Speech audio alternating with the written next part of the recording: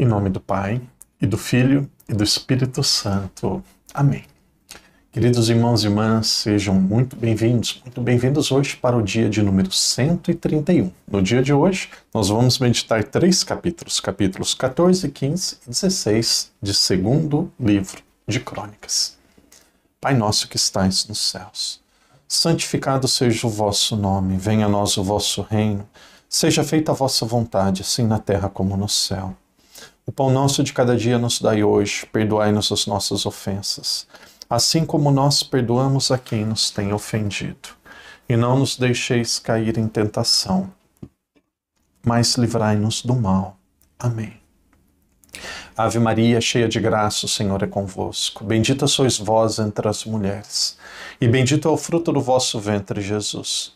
Santa Maria, Mãe de Deus, rogai por nós, pecadores, agora e na hora de nossa morte. Amém.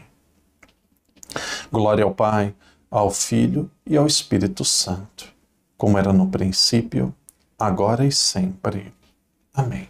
Queridos irmãos e irmãs, dia de número 131. Hoje, 3 capítulos, capítulos 14, 15 e 16.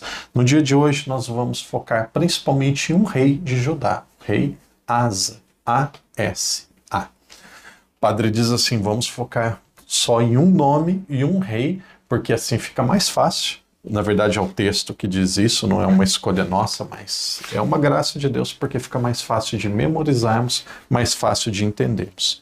Eu confesso que para vocês é difícil, que são tantos nomes, tantos reis, tantos lugares. Para o padre também. Normalmente não são textos que eu utilizo para reflexão pessoal, muitas vezes são textos que não aparecem na missa, são muitos nomes, então é normal que às vezes nós podemos até nos confundir. O padre, quando nós colocamos o vídeo na internet, sempre antes de colocar o vídeo, eu ouço, o vídeo ele é revisado, mas às vezes vai passar de ser um rei, um nome, a gente fala outro nome. Esses dias aconteceu algo que eu fiquei tão triste, Aconteceu em um vídeo que eu disse que o Jesus, ele tem o sangue de Nossa Senhora e de José.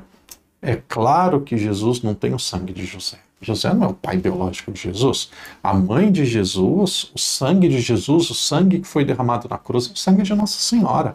Mas o vídeo já foi para o ar, não foi colocado uma errata, e nós não vamos apagar o vídeo do YouTube. Então, eu não me recordo o dia, mas vocês precisam ter misericórdia, precisam ter compaixão de vocês mesmos e do Padre.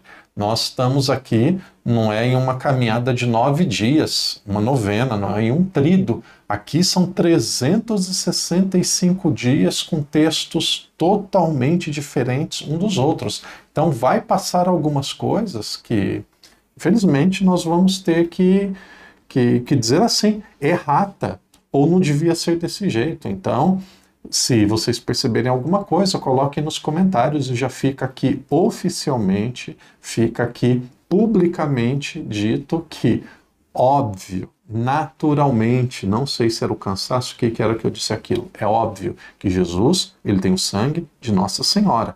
O pai de Jesus, São José, é um pai adotivo, aqui não é um pai biológico. Então, fica registrado, e eu peço desculpa se em algum momento um nome de rei, uma data, e principalmente aqui um pensamento, acaba tendo algo que não é muito claro. Então, o pensamento do padre é o pensamento da Igreja Católica Apostólica Romana. Eu sou fiel aos ensinamentos da Igreja. Então, nós, quando estudamos, precisamos ter misericórdia conosco e também misericórdia com o Padre, misericórdia uns com os outros, tá? Então, gostaria de dizer isso. Então, são muitos nomes.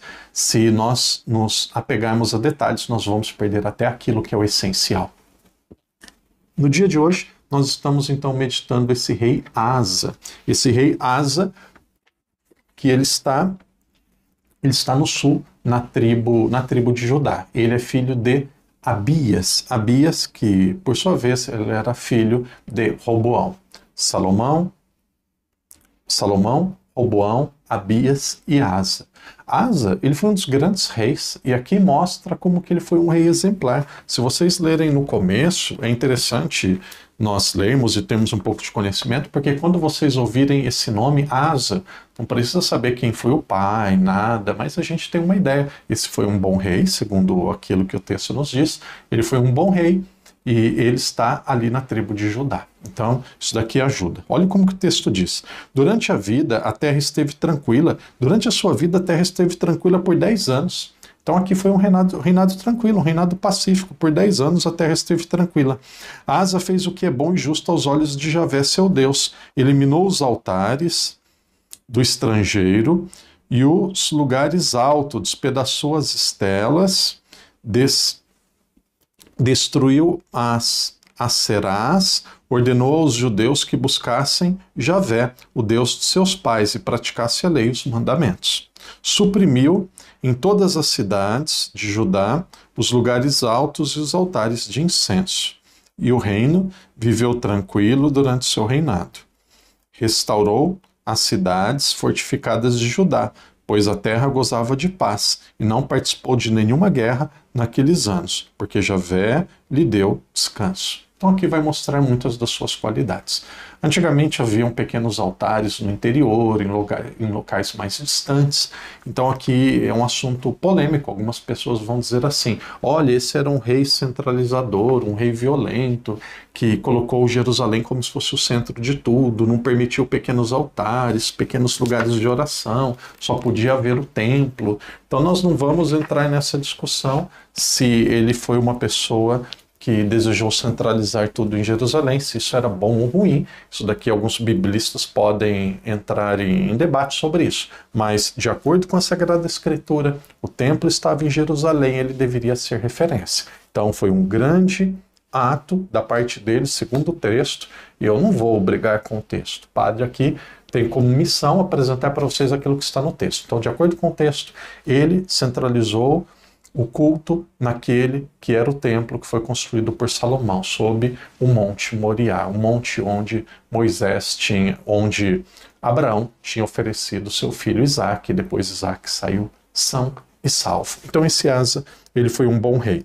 E aí depois nós temos aqui a invasão de Zara, o Cuxita, é um povo aqui vizinho, e aí nós vemos que nesse momento da invasão, Asa, temente a Deus, fiel a Deus, ele consegue defender Judá, ele consegue defender o seu povo, ainda invade o território vizinho, consegue trazer alguns objetos de conquista que enriquece ainda mais o seu reino, enriquece ainda mais o reino de Judá.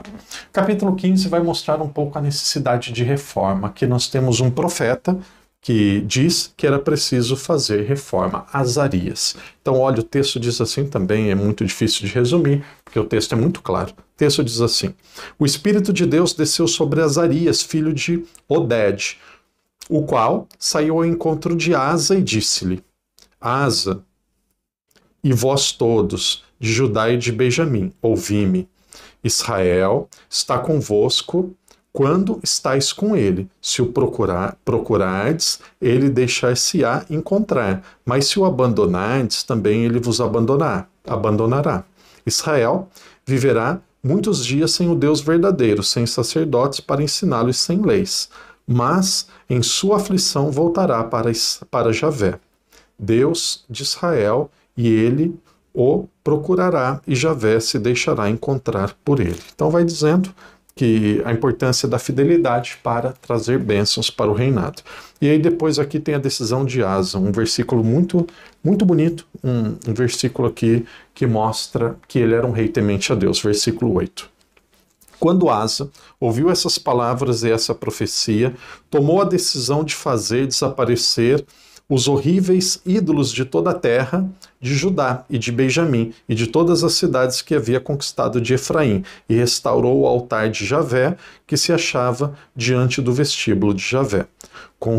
Construiu todo o Judá e Benjamim, bem como Efraim, Manassés e Simeão, que vieram habitar com ele, pois muitos israelitas tinham se aliado a Asa, vendo que Javé, seu Deus, estava com ele. Então Então aqui já tem um pouco de conquista daquelas que eram as tribos do norte, mas nós vamos ver que um profeta disse assim: você precisa ser fiel, você não pode ter altares e culto de deuses pagãos e de nada que não seja Javé. Então ele destrói pequenos altares, aqui ele mostra o seu desejo de ser totalmente fiel a Deus. Então nós vamos vendo, mesmo nos momentos de prosperidade, de paz, na nossa vida, mesmo nos momentos que nós estamos próximos de Deus, a tentação existe. Nós precisamos cuidar muito, precisamos sempre ser muito atentos para não cairmos na tentação, para não cometermos erro.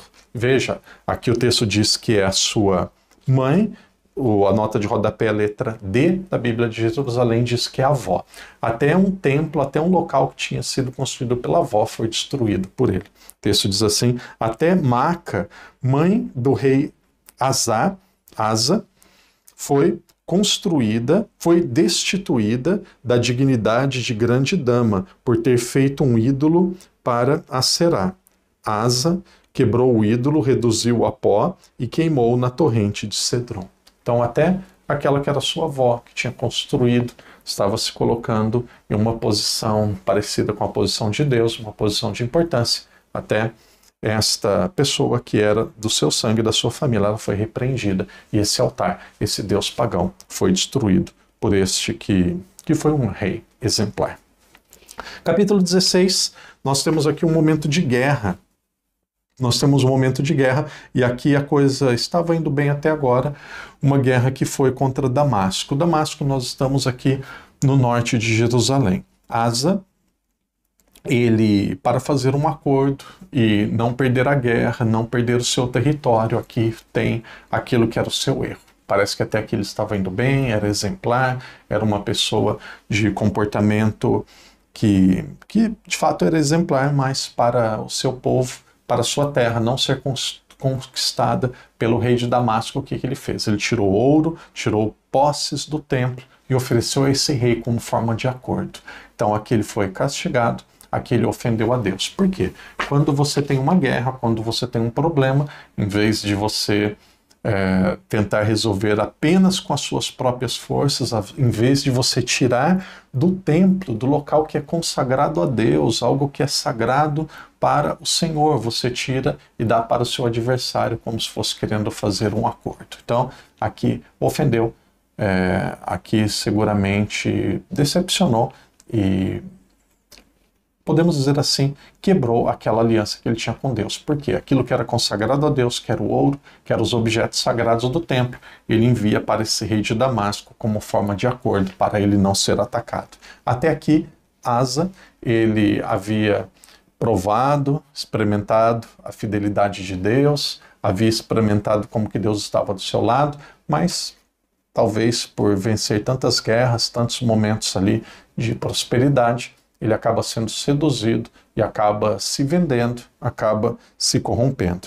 E aí, isso daqui seguramente desagradou o coração de Deus, seguramente ele acaba fazendo então essa aliança com a Síria, com a capital da Síria, Damasco, ele faz essa aliança, e aqui desagrada o coração de Deus. Isso daqui foi um dos sinais que a sua fé ainda era frágil.